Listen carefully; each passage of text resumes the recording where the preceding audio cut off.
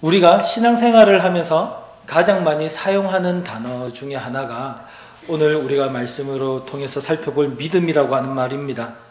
믿음은 우리 주 예수 그리스도 안에 있는 하나님께서 행하신 모든 구원의 은혜를 누리는 통로가 되는 것이죠.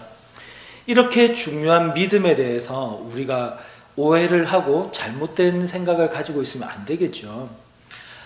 그런데 안타깝게도 많은 성도님들이 우리 교회 성도님들 얘기를 하는 건 아니고요. 저를 비롯해서 땅에서 살아가는 많은 성도들이 이 믿음에 대해서 바른 지식을 갖지 못한 채 좀 오해를 하는 경우들이 있습니다. 그런데 이 오해가 좀 커지고 또 심각해지면 하나님께서 우리를 위해서 베풀어 주신 그 구원이 우리와 전혀 상관없는 것일 수도 있다는 것을 우리는 생각을 해야 될 것입니다.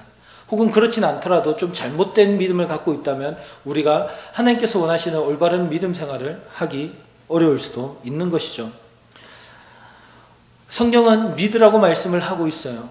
그러면 우리는 그 믿음의 대상이 누구인가? 그리고 그 믿음의 대상은 과연 어떤 분이신가? 그리고 그분이 어떤 일을 행하셨길래 우리가 믿음으로 말미암아 구원을 받을 수 있다라고 하는 것인가? 우리는 그것을 잘 점검해 봐야 됩니다. 과연 나는 그것을 바르게 알고 있는가 하는 것을 말이죠. 성경은 우리가 믿음으로 말미암아 의롭게 된다라고 말씀을 하고 있습니다. 오늘 22절을 보면 이렇게 말씀을 하고 있죠. 우리에게 주신 하나님의 의가 곧 예수 그리스도를 믿음으로 말미암아 모든 믿는 자에게 주어진 차별이 없는 의라고 말씀을 하는 거예요. 또 갈라디아서 2장 16절에서도 사람이 의롭게 되는 것은 믿음으로 말미암는다라고 말씀을 하고 있습니다.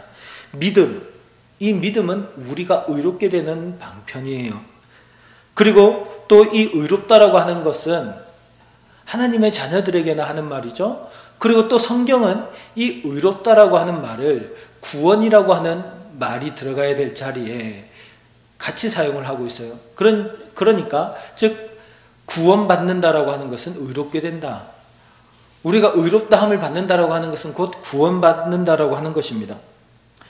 그런데요, 이 믿음은 우리에게서 왔다 갔다 하는 것은 아니에요. 우리가 생각할 때 때로는 내가 믿음이 좀 있는 것 같다가 또 때로는 내가 믿음이 좀 없어진 것 같다라는 생각이 들 때도 있잖아요. 그러나 믿음은 또 이렇게 왔다 갔다 하는 것도 아닙니다. 로마서 1장 17절을 보면 이렇게 말씀해요. 복음에는 하나님의 의가 나타나서 믿음으로 믿음에 이르게 하나니 기록된 바 오직 의는 믿음으로 말미암아 살리라 함과 같으니라. 믿음으로 믿음에 이르게 한다. 또 믿음으로 말미암아 산다라고 이야기를 해요. 우리 성도들이 믿음으로 말미암아 그 삶이 시작되고 믿음으로 말미암아 그 삶이 유지가 되고 믿음으로 그 삶이 끝이 난다라고 하는 거예요. 우리가 예수님을 믿을 때, 믿는다라고 할 때, 또 신앙생활을 한다라고 할 때 우리가 교회에 나와서 예배 드릴 때만, 혹은 교회에서 봉사를 할 때만, 혹은 우리가 개인적으로 성경을 읽을 때만, 혹은 기도할 때만, 혹은 전도할 때만, 그때만 우리가 신앙생활을 하고 믿음 생활을 하는 게 아니라 우리 성도들의 삶은 언제나 그 삶 자체가 신앙생활인 거죠. 우리는 신앙생활 혹은 믿음 생활을 한다라고 할 때 때로는 마치 이게 우리의 일반적인 삶과 조금 구별되어진 특별한 순간이라고 생각하는 경우도 있습니다. 그런데 그렇지가 않아요. 믿음으로 말미암아 산다. 구원받은 하나님의 자녀들, 믿음으로 말미암아 의롭다라고 칭함을 받은 모든 하나님의 자녀들은 그 삶의 순간순간이 그냥 믿음 생활, 신앙 생활이에요.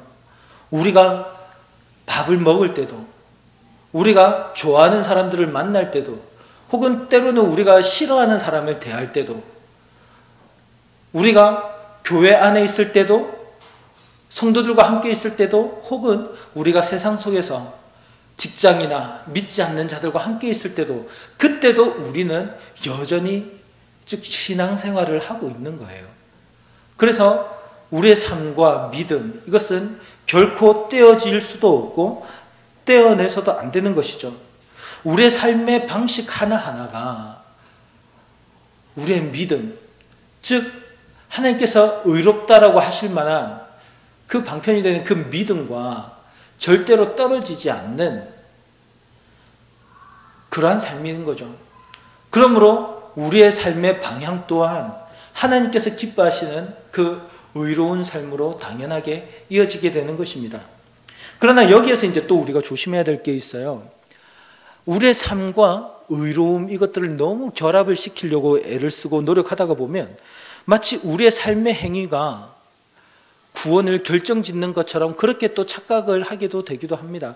정말 구원받은 사람이 어떻게 저렇게 살 수 있느냐라고 이야기를 하다가 보면 저 사람이 저렇게 사는 것을 보니 구원받은 게 아닌 것 같다라는 생각도 하게 되고, 또 이제 거기서 조금 더 지나가게 되다가 보면 구원받으려면 우리가 의로운 삶을 살아야 된다. 우리의 행위가 뒷받침이 되어야 구원을 받게 되는 것이다.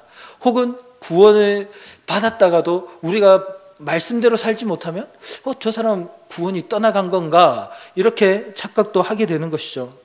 그러나 그것은 또 잘못된 생각이죠. 결코 그렇지 않습니다.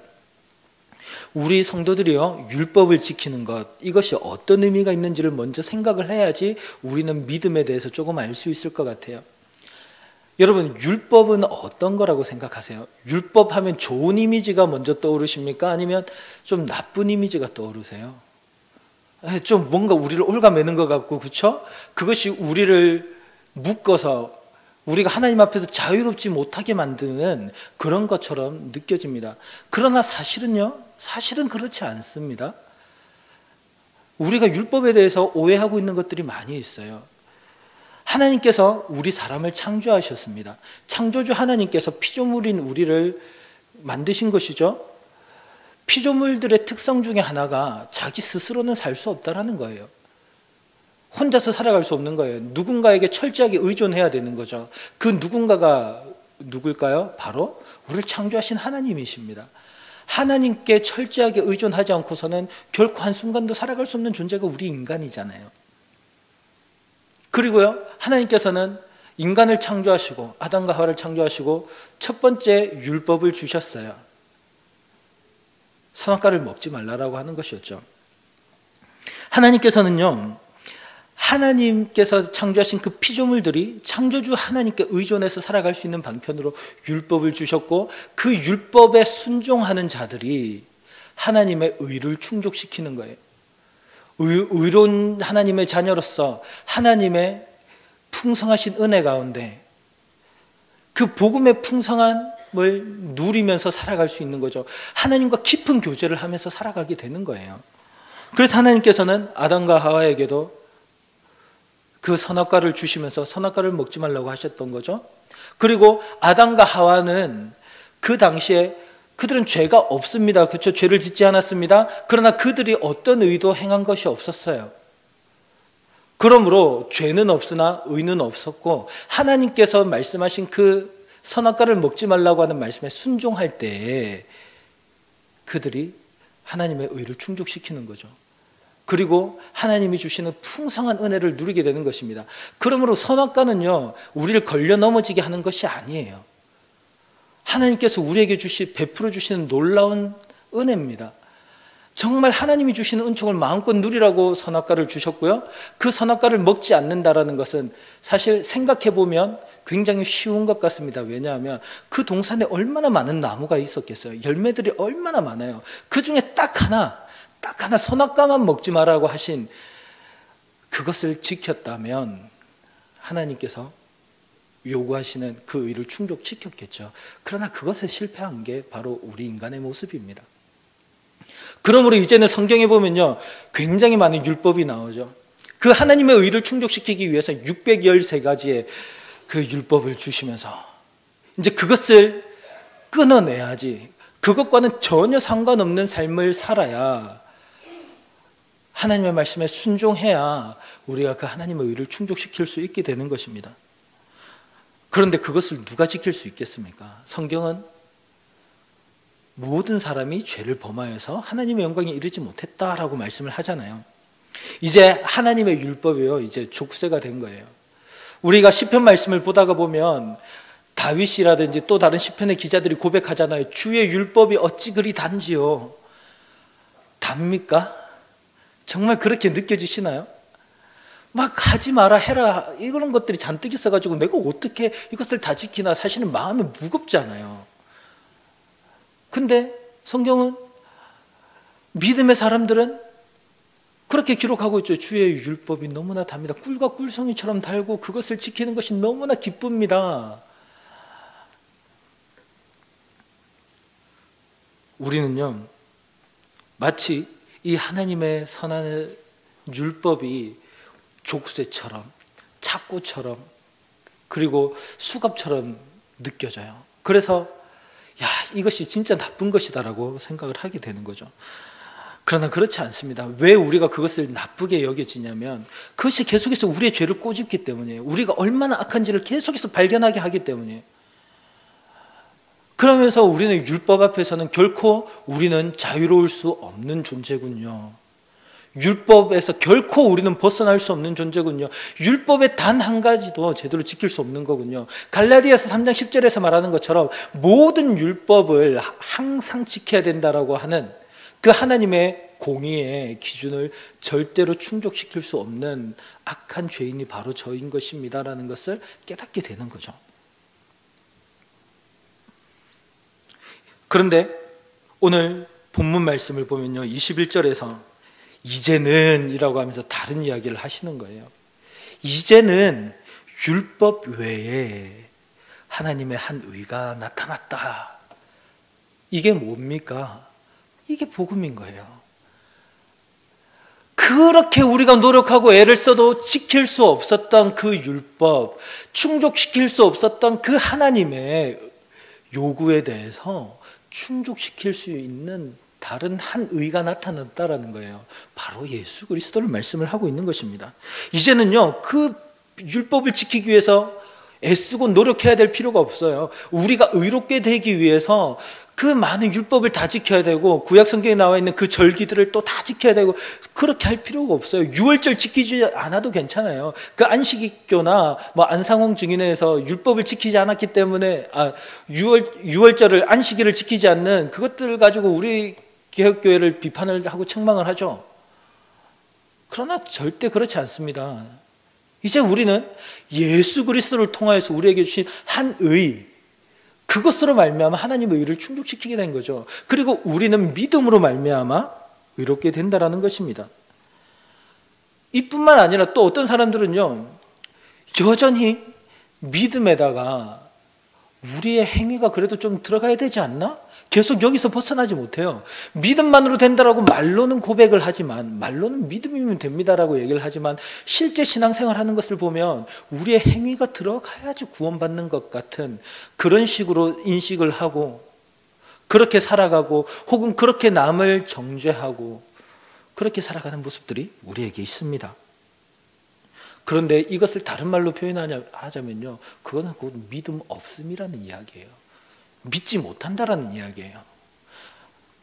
우리의 공로가 없이 예수님만으로 됩니다라고 하는 그 사실을 믿지 못한다라는 거죠. 오늘 본문은 분명히 말씀해요. 22절, 곧 예수 그리스도를 믿음으로 말미암아 모든 믿는 자에게 미치는 하나님의 의인이 차별이 없느니라.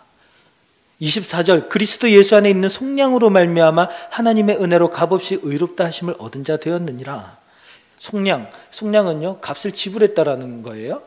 죄의 종이 된 우리를 위해서 예수님께서 자신의 생명으로 피로 그 값을 지불하시고 우리를 자기의 것으로 삼으신 것, 그것을 얘기를 하는 거죠. 22절에서 얘기하는 것처럼 예수로 말미암은 의, 예수님으로 말미암은 의, 그리고 24절에서 말씀하는 것처럼 그리스도 예수 안에 있는 속량, 오직 예수로만 된다라는 거예요. 오직 예수님으로 말미암아 우리에게 구원과 의롭게 됨과 또 하나님의 자녀가 되는 놀라운 은혜가 주어진다라는 거죠. 예수님께서는요, 십자가 위에서 두 가지 사역을 이루셨어요. 하나는요, 우리 대신 죽으시는 거죠. 우리의 죄값을 대신 지불하시고, 예수님께서 우리 대신에 죄인으로서 십자가에서 죽으시는 거예요. 우리 대신 형벌을 받으신 거죠. 그리고 또 두 번째로는요, 예수님께서 의를 이루신 거예요. 예수님 한평생 율법의 벗어나지 않는 율법의 요구를 다 이루시는 삶을 사셨고 또 십자가에서 죽기까지 하나님의 말씀에 순종하심으로 의를 완벽하게 이루셨어요. 이것이 십자가 위에서 이루어진 두 가지 사역입니다. 이제는요, 믿음으로 말미암아 우리가 믿을 때에 이 두 가지 사역이 우리의 것으로 적용이 되는 거예요. 하나는요, 우리가 예수님을 믿을 때 우리의 죄가 예수님께로 전가가 되어서 그 십자가에서 죽으신 예수님의 그 죽음이 나의 죽음이 되는 거죠. 그리고요, 또 동시에 예수님께서 십자가에서 죽으시기까지 이루셨던 그 모든 의가 우리의 것으로 인정받는 거예요. 나의 더러움은 예수님께로, 예수님의 의는 나에게로. 이런 일들이 믿을 때 일어나는 일입니다. 여기에 우리의 노력이 있습니까? 우리가 수고한 게 있나요? 우리가 뭐 하나라도 애를 써서 한 것이 있습니까? 결코 없습니다. 오직 은혜일 뿐이죠. 은혜로 주신 그것을 감사하게 받을 뿐입니다. 그리고요, 이제 이 복음을 받아들이고 믿음으로 말미암아 구원받은 자들은 어떻게 할까요? 다시 하나님의 은혜 가운데 돌아가는 거예요. 이제 구원받은 자들이, 의롭게 된 자들이요, 그 주님께서 주신 그 말씀, 그 율법으로 돌아가는 거예요. 그 하나님의 그 풍성하신 은혜 가운데 진정으로 하나님께서 우리에게 부어주시는, 창조주 하나님께서 주신 그 은혜를 피조물인 우리가 느끼는 그 가운데로 돌아가는 것이죠. 감사함으로 율법을 지키는 거예요. 감사함으로 하나님께서 주신 그 은혜의 손길, 하나님께서 내미신 그 손길을 붙잡는 거예요. 그래서 요즘 많이 사용하는 언어 중에 하나가, 표현 중에 하나가 이런 게 있습니다. 복음을 살아낸다라고 하는 표현. 혹시 들어보셨나요? 요즘 좀 젊은 층들 사이에서, 젊은 사역자들 사이에서 많이 이제 좀 그 표현이 확대되어 가고 있는 것 같습니다. 복음을 살아냅시다. 이 말씀이에요. 복음을 살아가는 것. 복음이 그냥 우리가 머릿속에서 그냥 믿어요라고 하는 그것이 아니라 정말 믿는 성도들이 이제는 하나님께로 돌아가는 거예요. 그래서 하나님께서, 창조주 하나님께서 주시는 그 풍성함을 누릴 수 있는, 이제는 그냥 구원받았다, 내 영혼이 구원받았습니다, 여기서 그치는 것이 아니라 정말 주님과의 깊은 교제 속으로 들어가는, 하나님의 은혜를 누릴 수 있는 그 은혜의 자리로 돌아가는 것. 그것이 바로 하나님의 말씀을 순종하며 그분의 공의가 우리의 삶 가운데서 이루어지는, 그것을 경험하면서 사는 것이죠. 그러나 많은 사람들이 이 복음이 아닌 것으로 만들고 있는 게 또 현실이에요. 복음에다가 다른 것들을, 믿음에다가 다른 것들을 자꾸만 집어넣죠. 율법의 행위, 그래서 믿음 플러스 율법의 행위, 이것이 있어야 우리가 구원을 받는다라고 이야기를 합니다. 믿음의 반대 개념은요, 불신이 아니에요. 믿음의 반대 개념은 율법의 행위입니다.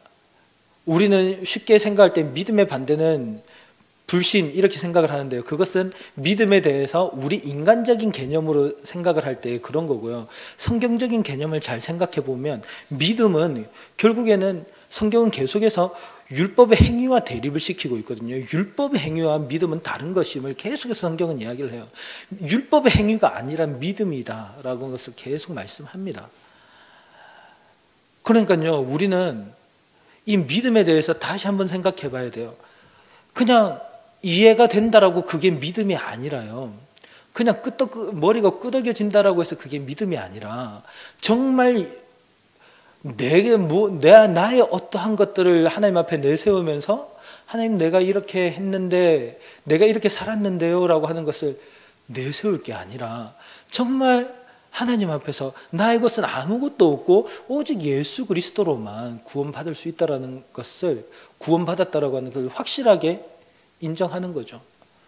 그게 믿음인 거죠. 오늘 아침에 설교하실 때 목사님께서 말씀하셨던 내용들 기억나시는지 모르겠어요. 바울이 자기에 대해서 뭐라고 이야기를 하죠? 죄인 중에 괴수입니다라고 이야기를 하잖아요. 바울이 구원받지 않은 사람입니까? 심지어 바울은요, 하나님의 복음을 전하러 다니면서도 계속해서 이야기를 했어요. 내가 전에는 회방자였다. 내가 전에는 믿는 사람들을 잡아 죽이던 사람이다. 계속해서 그걸 이야기를 하는 거예요. 그게 자랑이라서 이야기를 하는 걸까요? 그렇지 않습니다. 그게 얼마나 가슴 아픈 일인데요.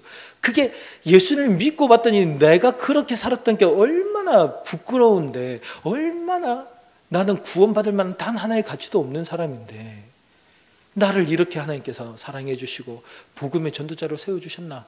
계속 이게 마음속에서 떠나가질 않는 거죠. 마태도 마찬가지고요.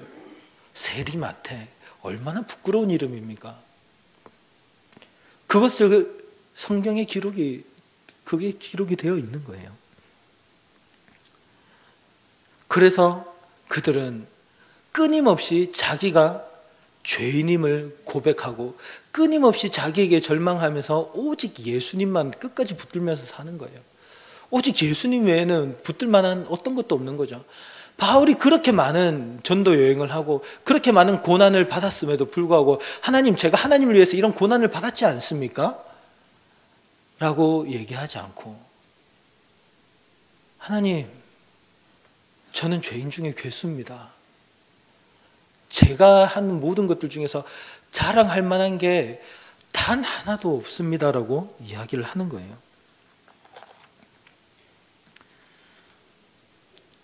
그런데 어떤 사람들은 자꾸만 이런 우리의 믿음을, 우리의 구원을 자꾸만 희석시키고 다른 것들을 첨가시키려고 하는 거예요. 하나님께서 주신 이런 믿음이 이제는 우리가 예수 그리스도께 나아가는 유일한 수단인데, 아까 말씀드린 것처럼 뭐 율법의 행위라든지 이런 것들을 또 넘어서 가지고요. 요새는 또 혹시 들어보셨나요? 베리칩 이야기 들어보셨어요? 최근 이제 몇 년 동안 이제 그런 이야기들이 계속 있었고, 또 최근에는 한기총에서 그 이 베리칩 이야기를 굉장히 강하게 주장을 했던 인터콥의 대표인 그 최바울 씨를 또 한기총의 높은 곳에 그렇게 임원으로 그렇게 세웠더라고요. 그런 것을 보면서 참 많은 생각이 들었습니다. 한국 교회가 진짜 믿음에 대한, 또 복음의 진리에 대한 것들을 손에서 놓았구나라고 하는 생각이 들었어요. 이 베리칩이 말하는 거는 그거죠. 베리칩이 666이다. 사람의 손이나 혹은 뭐 머리에나 이 칩을 심으면 그게 이제 666 짐승의 표를 받는 것이다. 그래서 우리가 구원받지 못한다라고 이야기를 하는 거죠. 한번 생각해 보세요. 이 전자칩을 팔에 좀 심었다고 구원이 떠나갑니까? 예수님의 십자가가 무의미한 것이 될까요? 그게 상상이 되세요? 예수님의 십자가에서 흘리신 그 피는 그 전자칩 하나도 이기지 못하는 그런 걸까요? 그 짐승의 표라고 하는 게요, 그냥 전자기기에 달려있는 게 아니에요. 성령의 인치심과 짐승의 표, 이걸 한번 생각을 해보세요. 믿음으로 말미암아 구원을 얻는 그 성도들이 에베소서 1장에서 성령의 인치심을 받았다라고 얘기를 하잖아요. 짐승의 표는요, 그런 게 아니죠. 불신이죠, 불신. 하나님을 떠나는, 믿지 않는 거예요, 믿지 않는 것. 그러면요, 저는 어떤 생각이 들었냐면요, 칩을 넣으면 구원이 떠났다가 칩을 빼면 구원이 다시 들어왔다가 다시 칩을 넣으면 그렇게 왔다 갔다 하는 그런 걸까? 그렇지 않습니다. 우리가요, 믿음이라고 하는 말을 너무 자주 사용하다가 보니까 그것에 대해서, 믿음이 어떤 건지에 대해서 생각하기를 포기해버린 그런 경우들을 많이 보게 돼요. 우리는요, 과연 믿음은 무엇인가? 나는 과연 주님을 믿고 있는가? 이것에 대해서 마음속 깊이 잘 생각해 봐야 됩니다. 그리고 과연 하나님 앞에 또 바른 믿음은 무엇인가? 그것에 대해서도 우리는 깊이 고민해 봐야 될 것입니다. 나는 과연 하나님을 바르게 믿고 있는가? 그 바른 믿음에 대해서는 다음 주에 좀 기회가 되면 그 말씀을 나누고자 준비를 하고 있습니다만, 정말 우리는 이 시대에 하나님 앞에 바른 믿음으로 설 수 있기를 소망합니다. 내 어떠한 것을, 이건 너무 쉬운 거예요. 사람은 악해서 하나님의 자리에 자꾸만 나를 집어넣는 거예요. 우리가 의롭게 되는 것도 마찬가지예요. 우리의 힘으로는 의롭게 할 수 없지만 하나님으로만 가능한 것인데, 그 자리에 자꾸만 나를 집어넣어요. 그래서 자꾸만 나의 행위, 나의 율법을 지키는 그 행위를 그 안에 자꾸만 집어넣으려고 하는 거죠. 이제 우리는 그것을 좀 포기해야 돼요. 그리고 그냥 순수하게 믿음.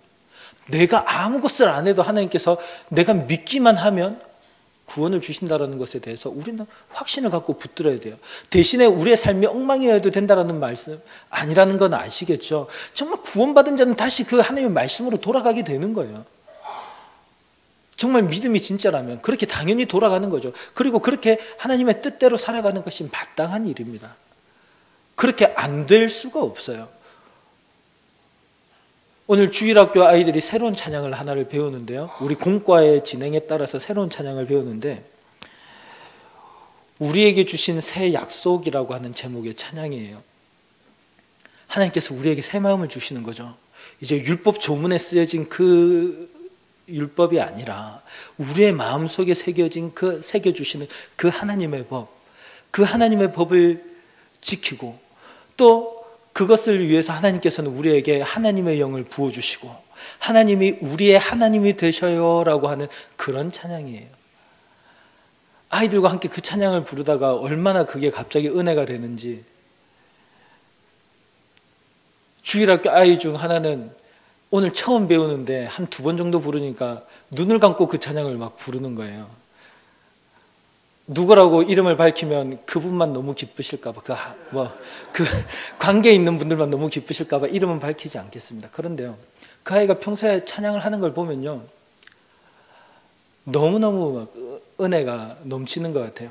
그 아이가 가장 좋아하는 찬양이 정말 복음의 순수한 내용들을 담고 있는 곡들을 너무 좋아하더라고요. 그래가지고 참 대견하다, 참, 그리고 하나님께서도 기쁘시겠다라는 생각이 들었어요. 우리에게도 하나님께서 정말 하나님께서 우리 마음속에 새겨주시는 그 새 언약, 그 깊은 풍성함을 좀 누렸으면 좋겠어요. 더 이상 얽매이지 않았으면 좋겠어요. 그래서 우리 피조물들을 향해서 부어주시는 그 하나님의 풍성함을 우리의 삶 가운데서 누리며 살아가실 수 있는, 그리고 기쁨으로 그 하나님의 법을 지키며 살아가실 수 있는 그런 저와 여러분 될 수 있기를 간절히 소망합니다. 이 시간 우리가 함께 기도하겠습니다.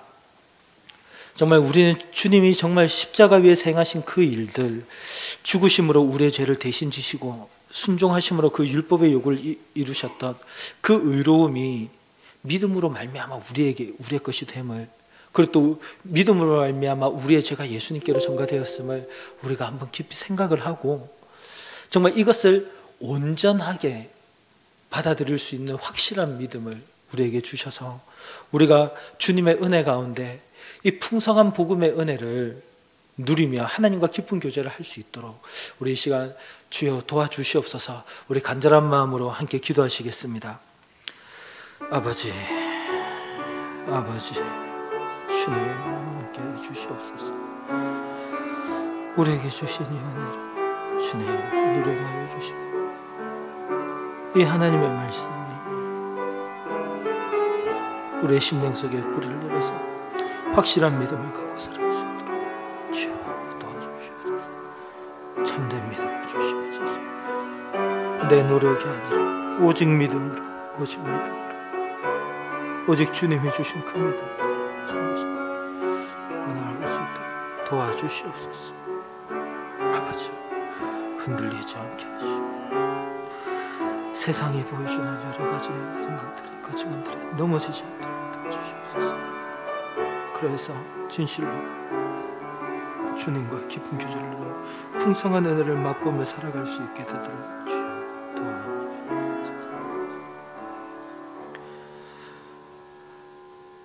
우리를 사랑하셔서 독생자 예수 그리스도를 십자가 위에 보내어주신 아버지 하나님 감사드립니다. 그리스도께서 십자가 위에서 행하신 그 모든 사역들로 말미암아 이제 우리가 주님을 믿고 우리의 죄는 그 십자가 위에, 그리고 주님께서 행하신 그 의가 우리의 것이 되었음을 고백합니다. 아버지 하나님, 그 그리스도와의 연합으로 말미암아 풍성한 은혜를 누리게 하여 주시고 정말 믿음으로 우리가 이 땅에서 살아갈 때 하나님께서 우리 피조물들에게 주시는 하나님의 은총을 마음껏 누리게 하여 주시고 우리는 그 주님의 영광스러우심을 송축하며 살아갈 수 있도록 인도하여 주시옵소서. 그래야 해서 이제는 우리의 삶 속에서 진실로 우리의 믿음의 고백으로 주님, 주의 율법이, 주의 율례가 나에게 어찌 그리 큰 기쁨이 되는지요. 주의 말씀이 꿀과 꿀송이보다 더 답니다. 주님의 말씀이 내 삶의 가장 큰 기쁨입니다라고 고백을 하며 살아갈 수 있는 우리가 될 수 있도록 우리의 앞길을 인도하여 주시옵소서. 주님, 함께 하실 주님을 찬양하며 이 모든 말씀 살아계신 예수님 이름으로 기도드립니다. 아멘.